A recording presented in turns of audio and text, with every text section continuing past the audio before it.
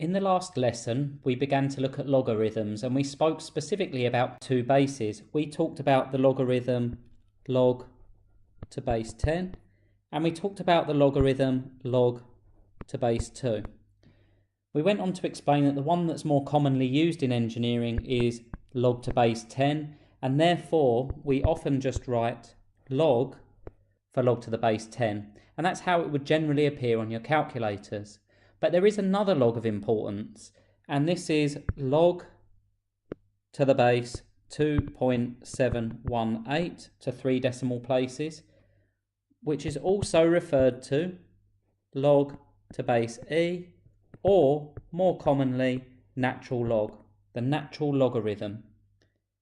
I'm just going to mention briefly where this number comes from, because at the moment it probably seems a little bit obscure, but there is a very important reason why we use natural logarithms.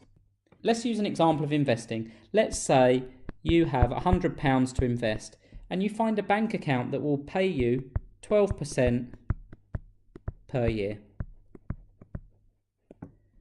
Well, after 1 year, your £100 is going to be multiplied by 1.12. That's 1 for your original investment of £100 and 0.12 for the additional 12% expressed as a decimal. And so you would have, at the end of 1 year, £112. Let's say another bank account offered you a similar deal, but it offered you 6% per 6 months. Now, on face value, it may well appear that you're getting exactly the same deal. It may appear that 6% per 6 months and 12 per year are the same, but there's a subtle difference. You see, after 6 months, your £100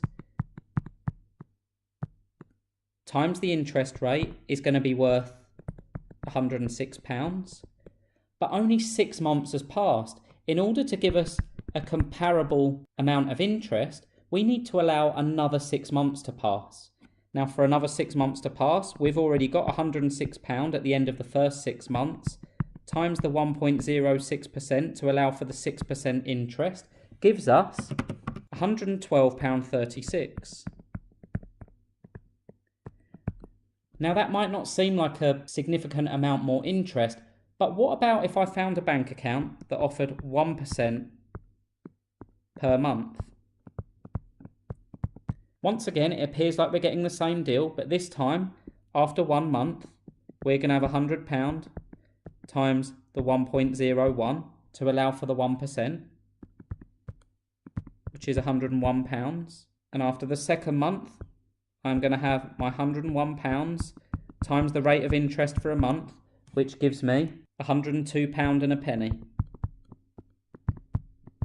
If I was to continue this process for 12 months, how much money do you think you'd have at the end of the period if you was getting paid 1% per month as opposed to 12% per year? Well, the answer this time is actually £112.68. So again, we're not talking a significant difference, but there is a difference nonetheless. Now, when we talk about exponential growth or natural growth, what we're assuming is that that time increment that went from 12 months down to 6 months, down to 1 month, we assume that that gets incrementally smaller and smaller and smaller until those pieces of interest are being paid instantaneously. You're going to receive an infinite amount of payments each month. If your original investment were to grow exponentially, we would be required to do an infinite number of calculations of the sort that we've just seen, but instead we use the exponential growth equation. The exponential growth equation states that a(t) equals a0 e to the kt. Now, I'll just explain what each of these terms are in the context of our example. First of all, a0 represents the initial value, the initial amount, which in the case of our example is £100. K over here represents the rate of growth per time period, and it's really important that we specify that it's per time period. Well, our rate of growth is 12%, but that needs to be expressed as a decimal, 0.12.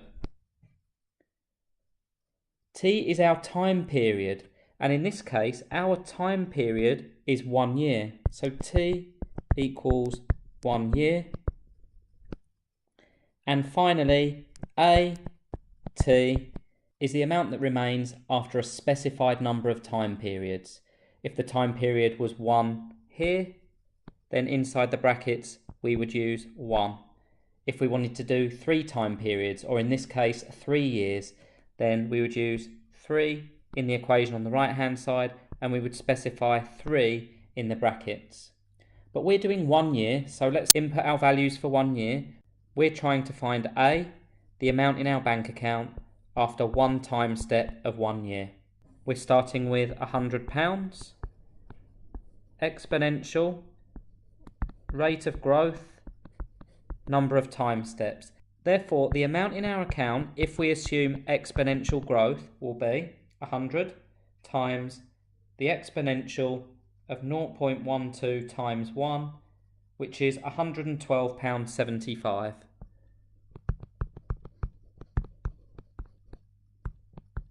If we also wanted to find out how much we had after 2 years or 3 years, all we would do is we would replace t in the equation. So let's do 3 years. The amount of money in our account after 3 years is our initial investment times the exponential of the rate of growth, 12%, times 3, because this time we're doing it for 3 years. We're leaving the money invested for a 3-year period. Therefore, A3 equals £143.33. So let's assume that we want to find the time it will take for our money to reach £400. Therefore, AT equals £400. We don't yet know what t is. It's t that we're trying to find. And we have our exponential growth equation, which states that AT equals A0 exponential kt. Now the other variables that won't change are A0, we're still starting with £100, and k won't change, the rate of growth is still going to be 12%. But what we don't know is t. We don't know the time that it's going to take to get to £400. Now because the thing we're trying to find, t, is tied up with that exponential, we need to undo the exponential. And the inverse function of an exponential is to apply natural logs. So we're going to apply natural logs to each side. We'll get the natural log of AT, which is 400, as we'll see in a moment, equals the natural log of A0 e to the kt. Now once again we can use our log laws, because here we've got natural log of one variable times another variable. If we call A0 A and we call e to the kt b, then we have a logarithm of the form log a times b. Well, log a times log b is the same as log a plus log b. Therefore, if we simplify, we get natural log of a to the t equals natural log of A0 plus natural log of the exponential kt. Well, natural log of an exponential are the inverse functions of each other. They cancel each other out. So what we will get now is we will get the natural log of a to the t equals the natural log of a to the 0 just plus kt. Natural log and exponential have cancelled each other out. Now what we have is a linear equation, a simple linear equation, because this here is just a number. Natural log of A0 is just a number, and k is just a number. So if we rearrange this to make t the subject, we can subtract natural log A0 from each side, and we will get natural log of AT minus natural log of A0 equals kt. And then the last step to get t on its own will just be to divide each side by k. So we'll get the natural log AT minus the natural log of A0, all divided by K. And now we can plug our values in. We've got the natural log of 400 minus the natural log of 100, all divided by our rate of growth of 0.12, which comes out as 11.55 years. Therefore, T equals 11.55 years. The time taken for our money to get from £100 to £400 with exponential growth at a rate of 12% is 11.55 years.